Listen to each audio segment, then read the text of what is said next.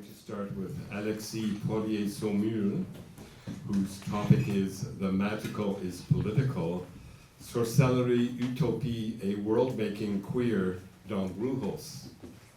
That's a title with 3 different languages in it, so I think that's a very good sign. And his bio is as follows. Il est doctorant en communication à l'Université Concordia. Son travail porte principalement sur les possibilités discursives et pratiques des approches pédagogiques queer et anti-oppressives dans le contexte éducatif et communautaire québécois, et plus spécifiquement au sein du nouveau programme d'éducation à la sexualité. Son intérêt pour les pratiques pédagogiques radicales et antinormatives le pousse à s'intéresser à de multiples formes d'intervention culturelle afin d'interroger leur potentiel subversif et éducatif. And just to give you a little translation of 5 key words: pedagogy, radical, anti-normative, subversive, and educational. Okay? Okay. So basically, I'm not in TV at all. But it's gonna work for today. Donc j'ai écrit ma présentation en anglais parce que ça fait 3 semaines que je rush à écrire seulement en anglais, puis quand j'ai essayé d'écrire ça en français, c'était vraiment pas fluide. Puis comme le show est en anglais dont je vous parle, mais je vais donc lire cette présentation que j'ai écrite en anglais. Donc, Brujos, which means a male witch in Spanish, is a web series about 4 gay PhD students in Chicago who live together, study together, and practice witchcraft together. 3 of them are Latinos, and 1 is white or blanquito. They are Brujos. The show was created by Ricardo Gamboa, who also plays one of the main characters. It has mainly been financed via crowdfunding and developed by OpenTV, a quote platform for intersectional pilots and series supporting Chicago artists in producing and exhibiting indie series. It has been gradually airing on the web since January 2017. There are now 11 episodes divided in 3 parts available to watch, and the series finale is currently in post-production. The show incarnates and invokes a radical politics of magical agency through the interruption of quotidian life by the eruption, at times dramatic and at times anecdotal, of witchcraft and supernatural powers. The magical appears on the screen in a lo-fi and non-sensationalist aesthetic, and the narrative centers Black and brown people. Gamboa has commented that he wanted the show to be the complete opposite of the white frivolity, normative, and privileged lives that we see in contemporary television. Side note, he was talking about Lena Dunham's Girls. My reading of that show will be sustained via 2 central notions, that of queer world making, which I borrow from Munoz in Creating Utopia on the one hand, and Berlant and Warner in Sex in Public on the other, and that of queer utopia again from Munoz. I am thus arguing that the series depict a practice of queer utopian world making through the motif of magical abilities as a radical form of political agency in the hands of Black, brown, and indigenous people, and Juan Blanquito. I have approached the writing of this piece in answer to a call from Gamboa about the aim of his show. He said, "I'm not interested in representation, I'm interested in revolution." In this very queerly formulated spirit, I am not conducting an analysis of the issues of representation at play in the series, or at least not primarily. Rather, sustained by the reading of a specific representational universe, I tried to stage a conceptual encounter between ideas of queer world-making and queer utopia, and use the space created by that encounter as a lens to read the series as an example of utopian queer world-making. I am thus literally looking for traces, clues, and indications about how magical, supernatural practice does achieve that in fiction. So as we get to know the Brujos, we find them trying to survive and fight against a witch hunt led by a secret society of straight white men who are descendants of the first colonizers of America. Their master, Adam Smythe, is actually a few centuries old and has survived until our age through a spell he stole from old indigenous magic that keeps him alive and young as long as he continues to eat the flesh and blood of Black, brown, and indigenous bodies. Adam and his acolytes are thus hell-bent towards the capture and killing of Black, brown, and indigenous people, as well as, quote, beasts, savages, natives, N-word, and sodomites, whose refusal of assimilation means that they must be eradicated. The Brujos, in their quest and battle, will end up joining forces with other Brujas and Brujos, and throughout the series are held by La Maestra, the mother of their coven, a very old santera who survived the last witch hunt in Puerto Rico, where she was the sole survivor. In the series, she acts as the bearer of anti-colonial and decolonial wisdom and strength. So before I focus on specific elements of the narrative, I will develop a bit on the concepts I'm mobilizing here. Oh, and take a little break. Jesus. Okay, so Munoz, in his beautiful introduction to Cruising Utopia, gives us a sense of why it might be important to dream of making a queer, utopian new world. Using the formulation of the here and now to describe our immobility in the, quote, quagmire of the present, he says, quote, the here and now is a prison house. We must strive in the face of the here and now's totalizing rendering of reality to think and feel a then and there. Some will say that all we have are the pleasures of this moment, but we must never settle for that minimal transport. We must dream and enact new and better pleasures, other ways of being in the world, and ultimately new worlds. He later names queerness as being, quote, essentially about the rejection of a here and now and insistence on potentiality or a concrete possibility for another world. Transposed by Gamboa in fiction, these insights allow us to see the Brujos' magic as such a concrete form of agency, which, although supernatural and seemingly impossible in our world, does become embedded with struggles and violences that basically sustain our white supremacist society.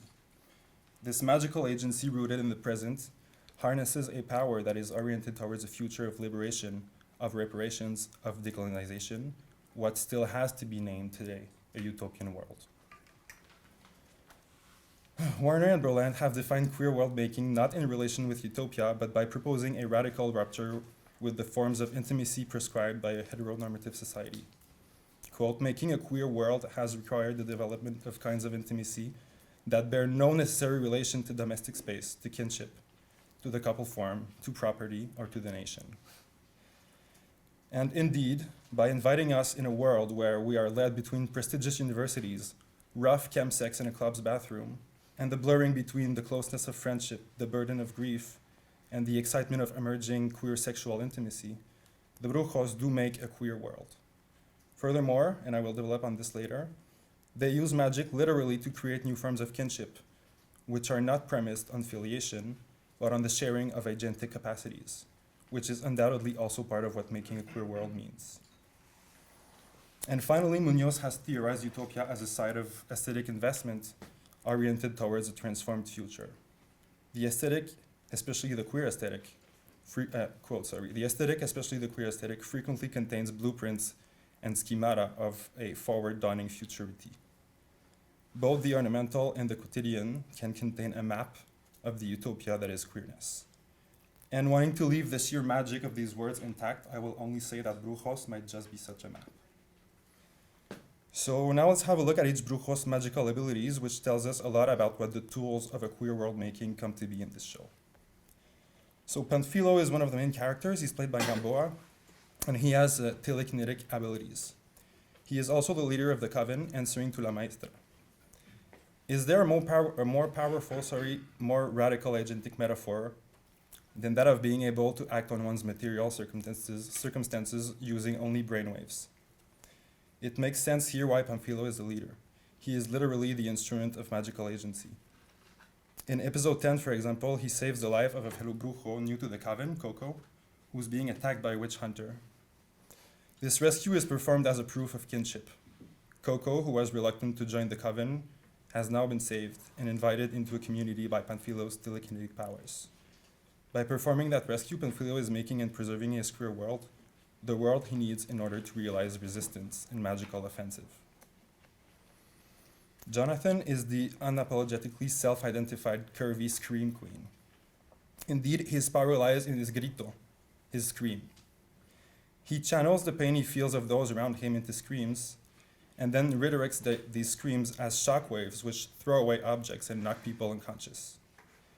Here we can think about the issue of empathy and voice as tools for a queer world making. This radical take on the notion of empathy has roots in queer, anti-oppressive, and disability critique. Indeed, the notion of empathy coming from dominant subject positions has been criticized for its false claim to knowing what an oppression can feel like, and using that knowledge as a basis for social justice. It is an empathy that is useless because it is never rooted in material conditions. What Jonathan does here is enact an empathy that actually acts on the material world. In a battle where his friends are being harmed, he channels their suffering into powerful screams, which will free them from their attackers. Here, suffering works as an energy source, empathy is a mode of collection, and the voice works as the tool to distribute that energy. Through his powers, Jonathan literally gives us blueprints for the structure and energizing of a queer utopian world. Then we have Edwin. So Edwin has the power of invisibility. Now, the way his ability is introduced in the show is quite interesting. Whereas the others' abilities are presented in straightforward formulations, for Edwin, we hear that he knows what it feels like to be invisible, while he disappears from the background. His ability is metaphorized at the outset in order to make a very evident claim about visibility, thereby critiquing our obsession with it, which can be related to Gamboa's refusal to inscribe its project in the politics of representation.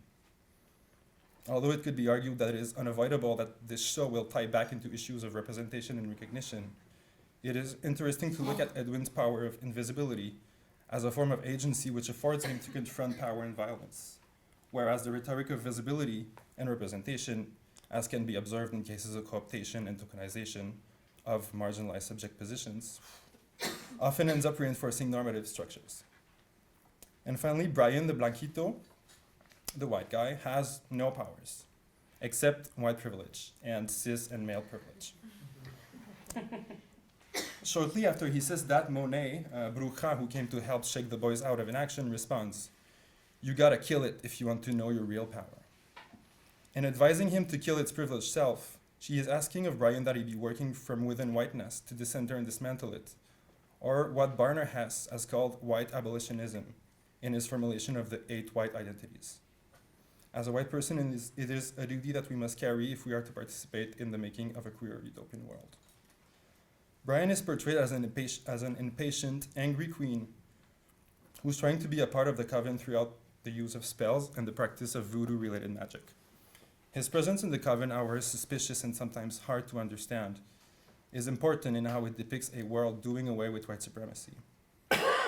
Brian's powerlessness and pettiness and occasional racist remarks are met with indifference and exasperation by black, brown, and indigenous people who are in this queer utopian world in a position of power that allows them to rise above such violence. In a delicious scene in episode 11, Tammy, a black bruja, is in the Brujos' apartment with a bunch of other newly arrived witches. They are playing tag. When Brian runs towards her in order to touch her and make her it, she stops him cold with her hand and shouts, "Keep your white man's hands off me," and then turns her hand in a demanding position, adding, "Unless you're giving me reparations." Here, Brian serves as a prop in order to highlight the political nature of the queer utopian world which Tammy embodies. I now want to turn to 2 events in the show which highlight the centrality of queer utopian world making. The first one is the enactment of a location spell in order to find other brujos and brujas who are being hunted and create a force of resistance and attack that can impede straight white male supremacist violence. In a sense, a utopian queer world. From my francophone Québécois point of view, it is especially interesting because the word for world, monde, is the same we use to talk about an undetermined bunch of people, du monde. Donc les sorciers cherchent du monde pour inventer un monde. As anecdotal as it sounds, it allows a reading that resists the push to separate between a world as a utopian idea and a world as realized through the bodies that sustain its inception. So I'm now going to show you a clip from the location spell.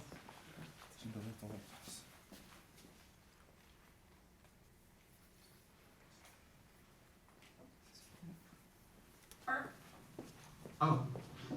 I can make people feel the pain they've caused others. Want to see? No. I don't really hurt anyone anyway. You sure about that? What's your power? I don't have one. Except white privilege. It's just a male privilege. It's power, all right. It's not your power. You don't own it. It owns you. Gotta kill it if you ever want to know your real power. We're not alone. What? We're not alone. Think about it, Monet, Victor. We're not alone. There's gotta be other witches out there with powers that are being hunted too. We just gotta find them. Monet, how did you find us? A location spell. Can you teach us?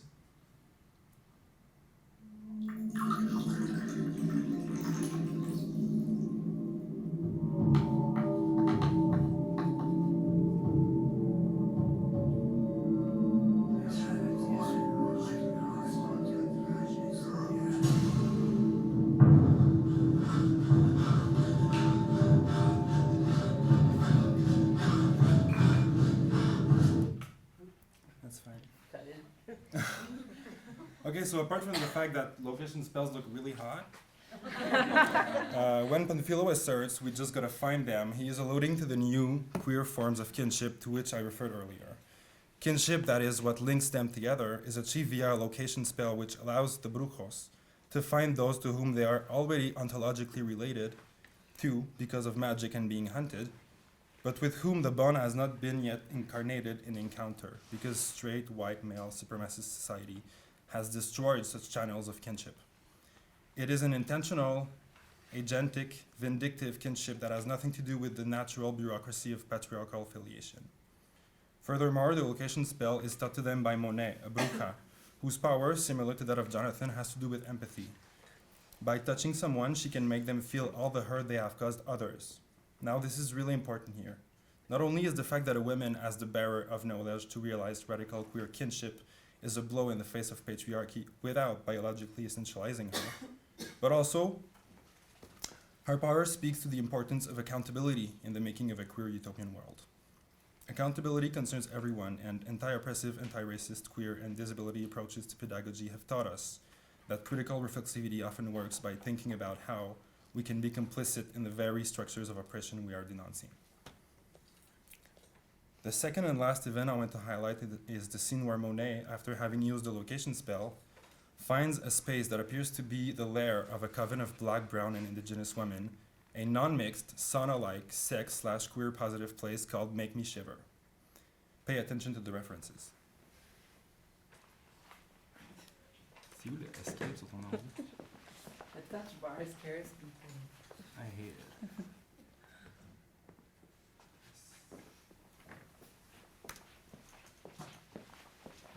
What you doing here? Is this where I can go down and make me shiver?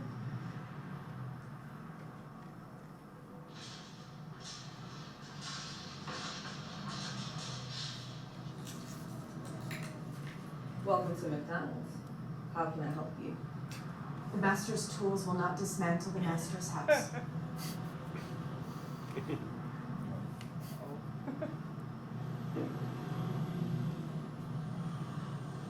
Alright, so we got showers over here where you take you a whole bath if you need one. We got the feel yourself room where you can rip one out and you look like you need to. We got the blessing buckets over here, and then we got the see yourself communion room. And we're about to have a group thing, so you can come if you want.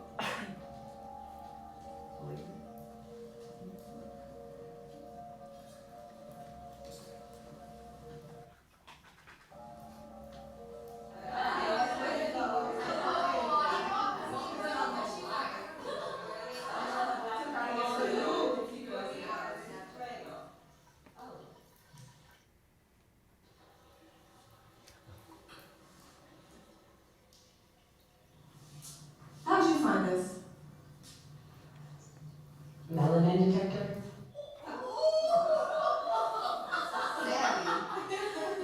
You'll be back. Everyone always comes back to my back. My back. A bridge called my back. It's a sanctuary. A place to get away, find some peace, whatever you're looking for. What are you looking for? Change.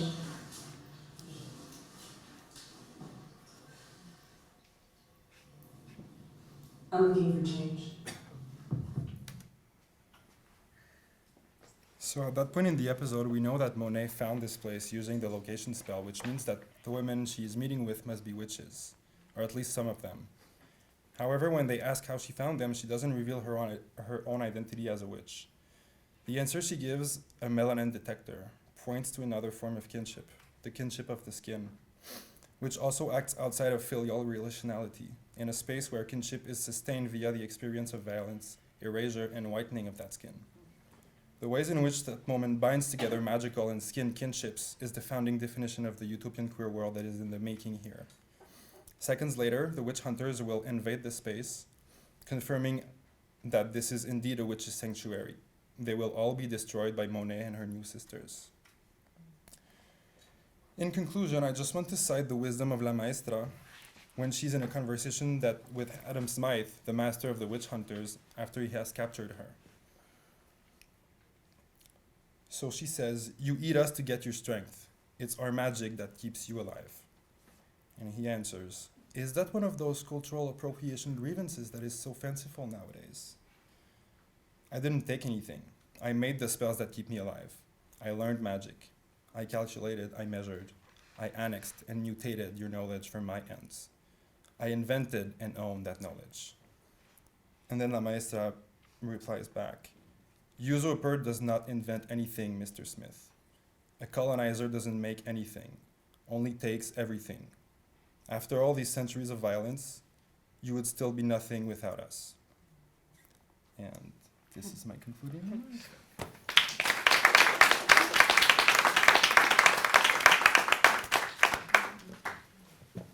You have 10 minutes for questions. Is that correct? Yeah. I'm always the first, I guess, so I'm gonna ask the question. It seems that you need a whole lot of references to be able to understand the subtleties and the layers of, and the complexity of the web series. And it makes me, you weren't there yesterday, but yesterday we had this very interesting conversation, well, collective, collaborative analysis of Pose, well, the first 10 minutes of Pose. And it was very, one thing that came up, was the, like, what are we referring to? Are we referring Paris is Burning? Or are we referring voguing from Madonna? Or are we referencing the actual gay culture scene that is actually happening at the moment? And I was wondering, so basically you asked the people who are the watchers to follow the path that you leave. So maybe they will just see it as this contemporary moments, but will, because of the historical moments of the, I'm wrapping up my question, but because of the historical moment of the series, they decide to educate themselves and like figure out, oh, so what is this coming from? Where is this coming? And might end up with digging something about Paris is Burning. So in this web series, do you feel like, because it feels like you need to know Old Ray lore, you need to know what's happening, which is not necessarily accessible for non-PhD students or non-academics. So how is the series bringing us to follow a path to learn? I think you need to have some references in order to catch some of these jokes that are made, or little indices or stuff like that. But and the show is catered to the experience of doing any kind of critical studies in the setting of academia. Mais je vais finir de répondre en français. Ouais, c'est bizarre, hein? Mais en gros, c'est ça. Le reste de la série est vraiment fait, et pas aussi citationnel en fait. Moi, ça donne que les exemples que je vous ai montrés étaient liés au truc de world making, donc le sauna comme endroit, puis le location spell comme pratique de lien. Mais puis dans ces extraits-là, il y avait ces références-là, mais en général, c'est basé quand même sur une approche assez anecdotique finalement. Il y a toujours des tons dramatiques qui sont très cassés par des jokes de pizza et des jokes de bière, genre. Puis il y a un des personnages, le personnage principal, quand Philo il rencontre sa nouvelle directrice de thèse pendant la série. Puis c'est elle qui l'encourage à se battre, là, parce que là il pleure, puis là il sait pas quoi faire, puis là il lui dit je suis un sorcier, puis là elle le croit pas, fait que là il fait voler un petit bloc de sucre pour lui montrer. Ça c'est comme son coming out de sorcier. Puis c'est super intéressant parce que quand il lui dit je suis un sorcier, elle le croit pas. Puis là, elle lui dit, je suis trop endoctrinée, j'ai besoin de preuves. Fait qu'il y a plein de liens à faire avec le coming out narrative, mais bon, c'était pas le sujet de la présentation aujourd'hui. Puis finalement, c'est elle qui lui dit fight back, tu sais. Fait qu'il y a aussi. Puis après, il y a tout un ensemble de relations de support avec un autre de leurs profs qui les rencontre quand ils vont pas bien, puis qui les aide à traverser tout ça. Fait que le milieu académique, je te dirais, est plutôt dépeint comme une autre forme de communauté, plus que comme une espèce de pratique, de performance, de référence et tout ça.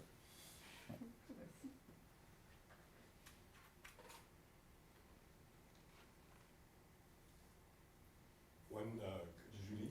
Je me demandais en fait, allô Alexis, je me demandais en fait s'il y avait aussi des liens avec la sorcellerie puis aussi la figure féministe de la sorcière, si c'est quelque chose qui t'intéressait aussi. Et en fait, voir comment est-ce que justement cette figure-là qui est employée souvent peut être adaptée par exemple à une politique queer. Ben, c'est sûr que la série a été écrite par un homme latino, gay, qui raconte l'histoire de 4 hommes sorciers, disons, qui traversent cette vie académique et de magie. Et après, il y a effectivement des personnages féminins qui apparaissent, d'autres sorcières. Il y a aussi le personnage de la maestra qui représente en fait vraiment cette figure-là de la sorcellerie féminine. Elle, en fait, elle a un peu le même pouvoir que le maître de la société secrète, c'est-à-dire qu'elle est très très vieille, en fait. Elle a comme 300 ans, un truc comme ça. Puis elle aussi, elle a réussi à se soutenir à travers des pratiques magiques. Ça aurait été vraiment le fun de pouvoir vous montrer plus d'extraits, mais elle, c'est vraiment celle qui porte la voix, justement, de la critique décoloniale. Puis c'est tous ces dialogues avec le maître de la société secrète sont vraiment excellents. Quand elle se fait capturer, en fait, quelqu'un lui a jeté un sortilège, disons, bienveillant pour protéger son corps. Fait que lui, il la fouette, mais elle ne ressent rien, en fait. Sa peau est comme le fer, puis elle ne peut rien ressentir. Puis je pense que c'est vraiment un élément qui la définit bien dans la série. Elle est un peu imperméable. Elle agit vraiment comme un peu une espèce de voix de la raison transhistorique.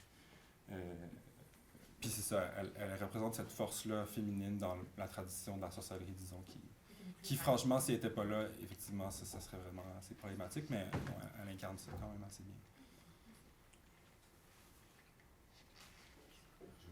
Just a really basic question. You talked a little bit about the financing, financing for queer color productions. I think somebody mentioned the production company yesterday.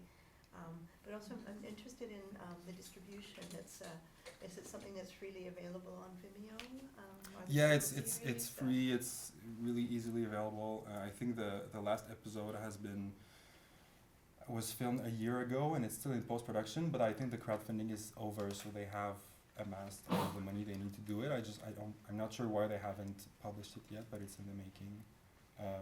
I don't know much about OpenTV. I figured that I could either go in this direction and talk about the dispositif or go into the diegesis, and that's what I did. But yeah, basically it's a platform that sustains this kind of productions via also organizing crowdfunding. So they might participate financially a little bit, but they're mostly there to like do connection and networking and that sort of work.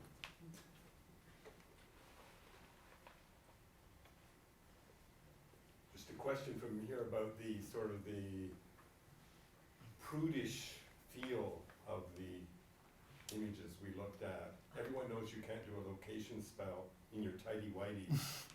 Right. Or you might. No. You might. And some others were wearing black, kind of like satin. I think it was. Do you think Out TV imposes a kind of production code on series like that? Well, there are other images that are much more sexually explicit in the series.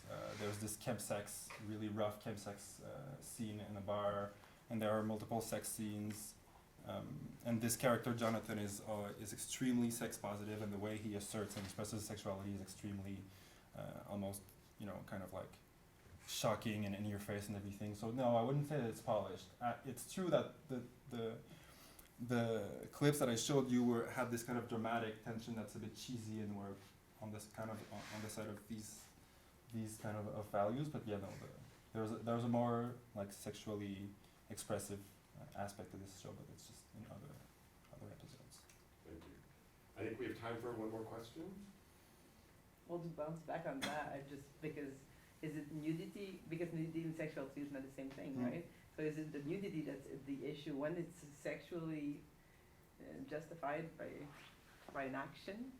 There is some explicit nudity, but when There it's is, yeah. not sexually oriented, there aren't, or is it? The only nudity is when there's sex Having having. sex, okay. Yeah.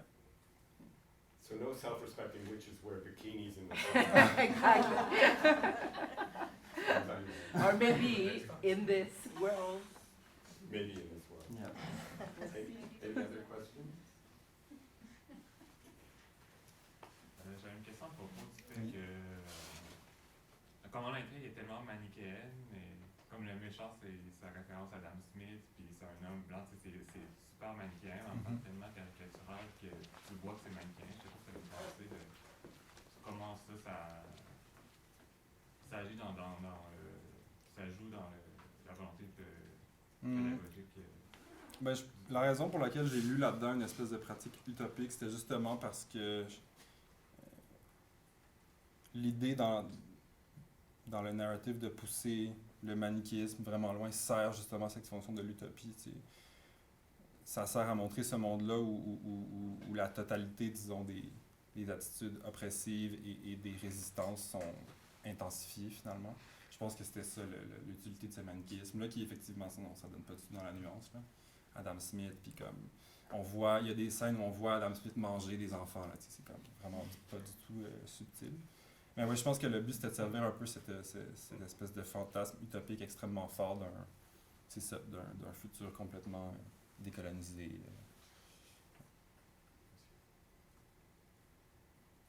Ok, merci Alexis. Merci.